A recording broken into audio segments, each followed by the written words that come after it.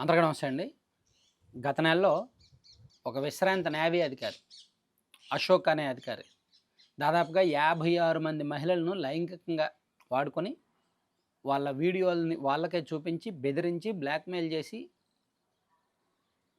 వాళ్ళని లోబరుచుకున్న ఘటన బయటకొచ్చింది. ఇప్పుడు సోషల్ మీడియాలో ఆ వీడియోలే ట్రెండింగ్ అవుతున్నాయి. మహిళలతో ఆయన స్పెండ్ చేసిన వీడియోలు ఇప్పుడు సోషల్ మీడియా ఇన్‌స్టాలోను, ట్విట్టర్‌లోను అవే ట్రెండింగ్‌లో ఉంటున్నాయి. ఆయన్ని పోలీసులు అరెస్ట్ చేశారు.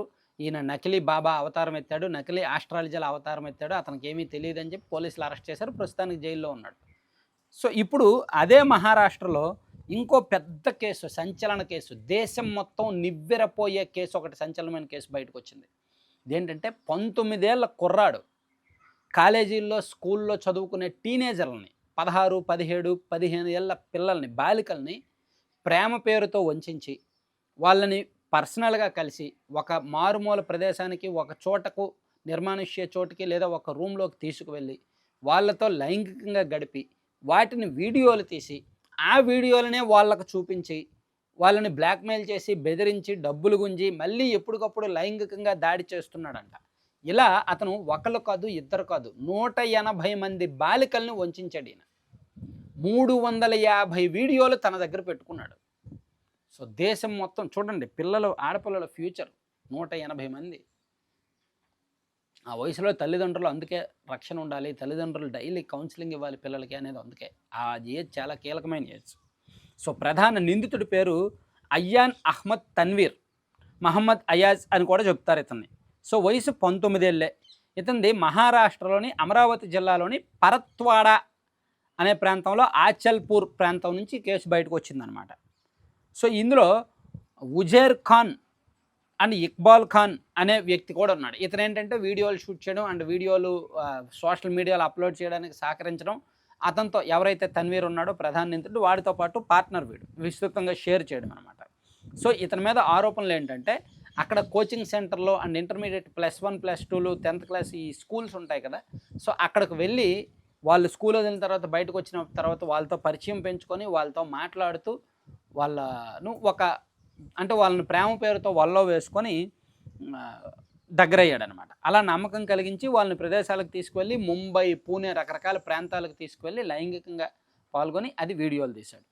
ఆ వీడియోలను రహస్యంగా చిత్రీకరించి తర్వాత వాళ్ళకు పంపించి బ్లాక్మెయిల్ చేసి బెదిరించి డబ్బులు గుంజేవాడు. ఇలా ఏళ్ళు గడుస్తూనే ఉంది. చివరికి 350 వీడియోలు, 180 మంది బాలికలు. ఇది ఒక బాలిక ఇంకా తట్టుకోలేక తన తండ్రికి చెప్పడంతో ఆ తండ్రి ఒక రాజ్యసభ సభ్యుడికి మెయిల్ చేశారు, ఇలా జరుగుతుంది సో అండ్ సో అని. దాంతో పోలీసులు డొంకలాగడం మొదలుపెట్టారు. ఇప్పటి వరకు 100 వీడియోలు బయటకు వచ్చాయంట. ఆ 100 వీడియోలు కూడా సోషల్ మీడియాలో షేర్ అయ్యాయని పోలీసులు గుర్తించారు. వాటన్నింటినీ మూలాల్లోకి వెళ్ళి, లింకుల్లోకి వెళ్ళి డిలీట్ చేపిస్తున్నారు. కానీ సాధారణంగా ఒకసారి అప్లోడ్ అయిన తర్వాత డిలీట్ చేయడం చాలా కష్టం. సర్వర్లు ఎంత ఐడెంటిఫై చేసినా కొన్ని డార్క్ వెబ్లోకి వెళ్ళిపోతాయి. డార్క్ వెబ్లోకి వెళ్ళిన తర్వాత మళ్ళీ ఎప్పుడో బయటకు వస్తాయి. ఇది ఫిర్యాదుదారు చెబుతున్న అంచనా దాదాపు 180 మంది బాలికలను టార్గెట్ చేశారని చెప్తున్నారు. అండ్ ఇది రాజకీయంగా కూడా కొంత హైలైట్ అవుతుంది. ఇతని మీద, ఈ తన్వీర్ మీద బిఎన్ఎస్ పలు సెక్షన్లు అంటే లైంగిక దాడి, బలవంతం, బ్లాక్మెయిలింగ్ మొదలైనవి, అలాగే ఫోక్సో చట్టం అంటే మైనర్ల మీద లైంగిక నేరాలు అండ్ ఇన్ఫర్మేషన్ టెక్నాలజీ చట్టం కింద కూడా కేసులు నమోదు చేశారు. ఇతన్ని 7 రోజుల పాటు పోలీస్ కస్టడీకి కూడా తీసుకువెళ్లారు. ఆ సమయంలో ఫోన్లు, నెట్వర్క్, సైబర్ ఫారెన్సిక్ విచారణ కూడా కొనసాగుతుందన్నమాట. ఇతను ప్రస్తుతం పోలీస్ కస్టడీలో ఉన్నాడు. పోలీసులు ఇతని సెల్ ఫోన్లు, ల్యాప్టాప్లు అండ్ సైబర్ ఫారెన్సిక్ సంబంధించిన ఎక్విప్మెంట్స్ అన్నీ కూడా పోలీసులు స్వాధీనం చేసుకున్నారు.